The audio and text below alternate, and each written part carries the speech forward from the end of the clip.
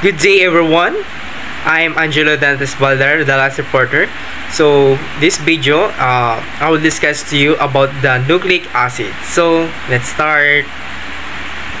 Nucleic acid. So, do you have any idea about what is nucleic acids or insights?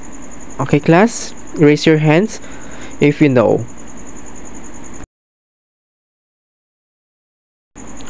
Okay, very good. So, nucleic acids are essentials biomolecules na makikita natin siya sa all living organisms. So, it is playing a crucial role in storing and transmitting genetic information. So, meron tayong two types of nucleic acids, which is DNA and RNA. So, they are made of smaller units called nucleotides. So, ito ay nagko-consist ng three main components, which is the 5-carbon sugar, either ribose in RNA or deoxyribose in DNA. And number 2 is a phosphate group. And for number 3, nitrogenous base. Ito naman yung mga adenine, thymine, cytosine, guanine sa DNA, or adenine, uracil, cytosine, guanine in RNA naman. So, DNA is responsible for storing and genetic information, while si RNA naman plays a role in transferring this information for protein synthesis. So, yung difference nila in the sugar structure sa ribose for RNA and deoxyribose for DNA. It is what distinguish the two molecules, leading to differences in their function and stability. Okay? So, in this slide, so madidiscuss natin yung structural composition, no, yung nucleic acids. So, sa nucleic acids, mapag-aral natin yung nucleotides, no, yung mga polymers. So, sa nucleotides, doon natin malalaman yung nucleoside and the phosphate group. Sa nucleoside naman, doon yung sa baba niya, yung nitrogenous base and the pentose sugar. Okay, so mamaya matatakal natin lahat yan in the next slide. So, ayan. So, nitrogenous bases naman tayo.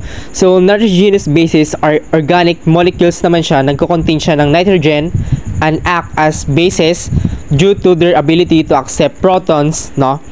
So, they are the key components of nucleotides, which are the building blocks of nucleic acids like DNA and RNA.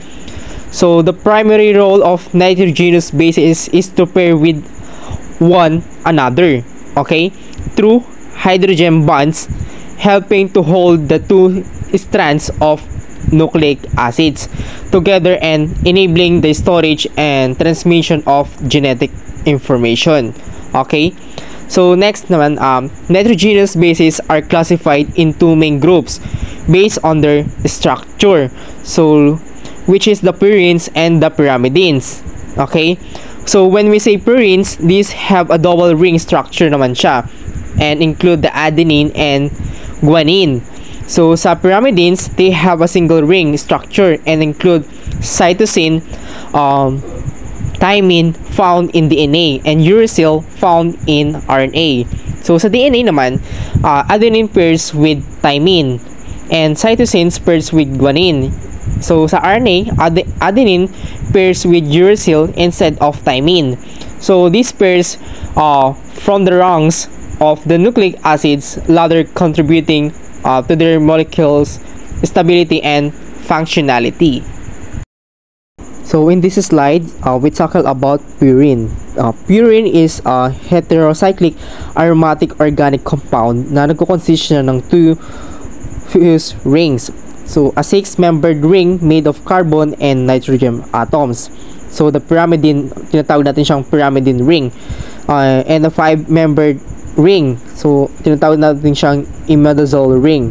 So yung structure of purine contains 4 nitrogen atoms, which nagko-contribute siya na to aromatically and ability na to participate in hydrogen bonding.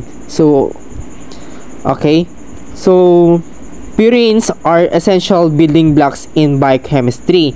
So it is a forming the basis of key biomolecules like DNA and RNA. So the purine are bases niya yung adenine and the guanine are two of nucleotides found in this nucleic acid. So additionally lang, no, purine is derivatives are involved in energy transfer. Example is the ATP and acyl signaling or the cyclic AMP. So purine is soluble due to the presence of nitrogen atoms, so which can form hydrogen bonds with water molecules para ma-enhance niya yung solubility in aqueous environments. Okay? So the next group naman ay tinatawag natin siyang pyrimidine. So pyrimidine is an aromatic heterocyclic compound na meron siyang single six-membered ring, similar to pyridine, no?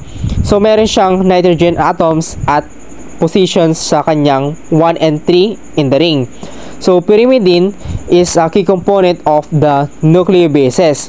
So meron tayong cytosine, thymine, and uracil na matatagpuan natin sa DNA and RNA. Okay? So ayan, kung talaga nakikinig kayo, ano nga ulit yung two main groups of structure ng nitrogenous bases? Sige, raise your hand. Okay, very nice. Bigyan natin siya ng virtual claps. So now we're talking about pentose sugar. So a pentose sugar, ito naman type na siya ng monosaccharide. So nagko-contain siya ng 5 carbon atoms. So yung context dito of the nucleic acid. So there are two main types of pentose sugar. So which is the ribose found in RNA and deoxyribose found naman siya sa DNA. So the difference between DNA structure lies in the type of pentose sugar they contain, no? So sa ribose or RNA, ribose has a hydroxyl group or the oxygen hydrogen. Nakatouch siya sa second carbon atom. So this makes RNA more reactive, less stable compared sa DNA. So deoxyribose DNA lacks naman siya ng hydroxyl group at the second carbon atom. Instead, meron naman siyang hydrogen atom, which so this absence of the hydroxyl groups makes DNA more stable and less reactive naman siya sa RNA. So these differences in the pentose sugar nagko-contribute naman siya to the distinct functions and properties of DNA and RNA within the biological systems. Okay? So balikan lang natin yung yung meaning ng nucleoside and nucleotide. So when we say nucleoside, meron siyang consist of two components, which is the pentose sugar and the nitrogenous base. Sa pentose sugar, this can be either ribose in RNA and or deoxyribose in DNA. So nitrogenous base, this can be purine, adenine, or guanine, or pyrimidine, cytosine, thymine in DNA, or uracil in RNA. So when we say nucleotide, it is essentially a nucleoside with one or more phosphate groups nakatouch sa kanya. So meron siyang consist of 3 components. So ano ba yun? So number 1 is the pentose sugar. Pentose sugar is a ribose or deoxyribose. Number 2 is nitrogenous base, so purine or pyrimidine. Number 3 is phosphate groups, 1 or 2 or 3 phosphate groups. So the key differences between nucleoside and nucleotide is that nucleoside, it is composed of sugar and base. And for the nucleotide, composed of a sugar, a base, and 1 or more phosphate groups. So kung makikita natin dyan yung sa picture, yung structures, yung labeled sa nucleoside monophosphate, nucleoside diphosphate, and nucleoside triphosphate, naka-indicate dyan yung nucleosides with 1, 2, and 3 phosphate groups. So respectively, the nucleotide structure includes the base, sugar, and 3 phosphate groups, no? So naka-highlight dyan yung complete structure of the nucleotide. Okay? So, next po tayo sa polynucleotide. So, ano nga ba yung polynucleotide?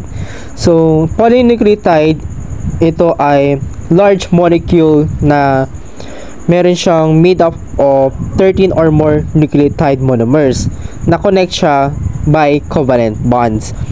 So, these nucleotides consist of sugar, phosphate group, and a nitrogenous base.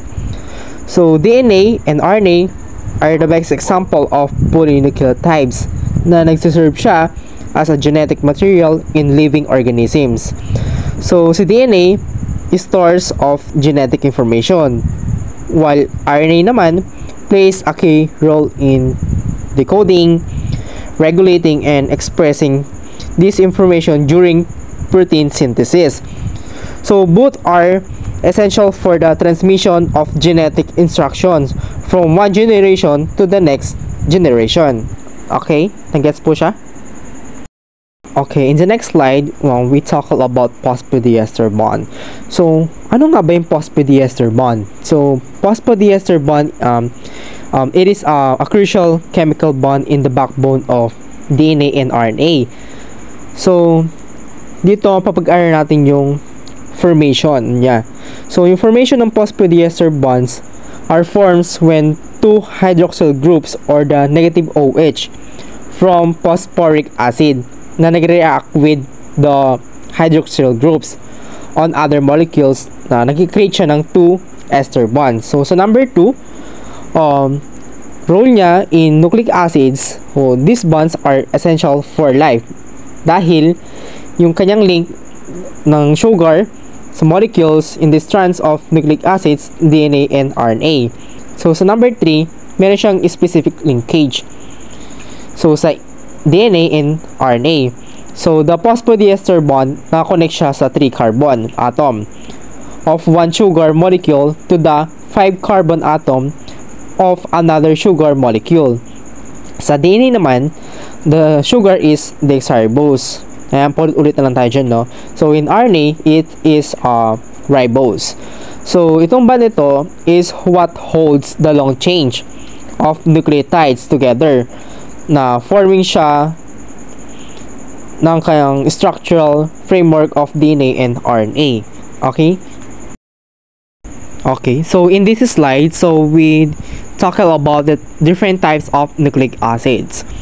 So, the feature of the DNA and RNA. So, sa function, DNA, so, or the deoxyribonucleic acids, so, nag-hold siya ng genetic blueprint from the development, functioning, growth, and reproduction ng lahat ng nabubuhay sa mundo, and many viruses. So, it stores long-term genetic information. While naman sa RNA, or the ribonucleic acids, nagpa-play naman siya crucial in transcribing and translating genetic information from DNA to synthesized proteins. So, ito naman nakakatulong siya na mag-regulate yung gene expression and nag-act siya as catalyst in some biological reactions, no? So, next naman tayo sa strandedness. So, sa strandedness, sa DNA is a double-stranded. Nag-form siya ng double helix structure. So, the two strands are complementary and run opposite directions or the anti-parallel. So, sa RNA, it is a typically single-stranded.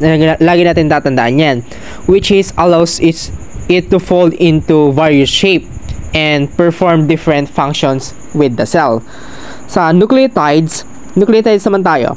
So, nucleotides sa DNA, the nucleotides in DNA are adenine, thymine, cytosine, and guanine. Adenine pairs with thymine and cytosine pairs with guanine. Sa RNA naman, the nucleotides in RNA are adenine, uracil, cytosine, and guanine. In RNA, adenine pairs with uracil instead of thymine, like what just I said earlier. So, next tayo siya, sugar. So, sugar, sa DNA naman, the sugar in DNA is deoxyribose, no? Lagi natin tandaan, lagi natin pag-aaralan. So, which is lack of lacks one oxygen atom compared to ribose. Okay, so this makes DNA more chemically stable. So in RNA, the sugar in RNA is ribose. So meron siyang one or more oxygen atom than deoxyribose. So this makes RNA more reactive and less stable than DNA. So sa size naman, so DNA molecules are large polymers, often consisting of millions of nucleotides. So they can form very long chains, no? That they are tightly packed naman siya into chromosomes. So RNA naman, RNA molecules vary in size but are generally napakaliit than DNA, no? So they can range from few dozen or to several thousand nucleotides. So depending on their function naman siya. So next tayo sa locating naman sa cell. Sa DNA, it is primarily located in the cell nucleus. So where it is organized into chromosomes. So a small amount of DNA is also found in mitochondria. Yeah, mitochondria. Mitochondrial DNA yon. RNA is synthesized naman siya in the nucleus, pero nagpa-function siya mainly in the cytoplasm. So nagmo-move siya from the nucleus to cytoplasm, where it is associated with ribosomes to direct protein synthesis. Okay? So ayan, sa haba-haba ng discuss, syempre magtatanong ako sa inyo. So ang magsasagot ay tatlo, no? So what are the difference between DNA and RNA? So raise your hands if you want to answer, and magtawag na lang kayo kung walang gustong sumagot. Okay, thank you. So in this slide, we focus on the composition of the DNA, no? So when we say the composition of DNA, deoxyribonucleic acid is a molecule made of two long polynucleotide chains that twist around each other to form a double helix, no? So itong bawat chain nito is nagko-compose siya ng nucleotide units, which include sugar or what we call deoxyribose, and a phosphate group, and nitrogenous base. So nitrogenous base is the adenine, thymine, cytosine, or guanine. Okay? Ulit-ulit lang tayo dyan. So the specific sequence of these bases nag-encode siya ng genetic information, which is essential for the development, functioning, growth, and reproduction of all living organisms and many viruses, just like what I said earlier. DNA serves as the blueprint for building and maintaining the organism. Okay? So, ayan na, konting hapyo lang about a brief history, no? So, DNA was first isolated by Friedrich Miesker in the late 1869. So, the molecular structure of DNA was later identified in the 1953 by Francis Crick and James Watson sa University of Cambridge Cavendish Laboratory. So their work was guided by X-ray diffraction data from Raymond Gosling, so who was a student of Rosalind Franklin at King's College London. So this collaboration led to the discovery of DNA double helix structure. Okay, yun lang. So nasa composition of DNA pa din tayo. So in this slide, so DNA in all species consists of two helical chains that are bounded together by hydrogen bonds between complementary base pairs. So itong chains ito coil around a common axis and have repeating structure with a pitch of 34 angstroms or 3.4 nanometers, meaning one full turn of the helix is the length. So the radius of the whole helix is 10 angstroms, or 1.0 nanometer. In different solutions, si DNA has been measured to be 22 to 26 angstroms or 2.2 to 2.6 nanometers wide. So, and each nucleotide unit, which forms the basic building block of DNA, is nag-approximately siya ng 3.3 angstroms or 0.33 nanometers long. So these measurements describe the physical structure of DNA, which is essential for its stability and function in storing genetic information. Okay? And now we're going to talk about the two helical strands, no? So two helical strands that form its backbone of the DNA. Sa addition lang, no, to these strands, there are grooves between them called the major and the minor grooves. So these grooves run alongside the base pairs and can serve as a binding sites for proteins and other molecules. Dahil yung DNA strands are not symmetrically positioned. So the grooves are of different sizes. So the major groove is 22 angstroms wide, while the minor groove is 12 wide, no?